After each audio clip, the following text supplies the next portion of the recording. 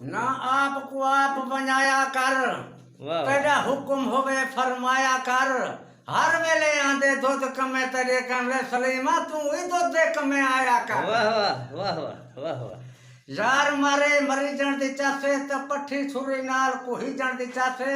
हसीन छुहर तो होवे डाकू खुदा दी कसम कसमें लुटी लुटी जान जण दी दी चासे। चाहते वाह वाह वाह ना आपको आप बनाया कर, वाह तेरा हुक्म होवे फरमाया कर।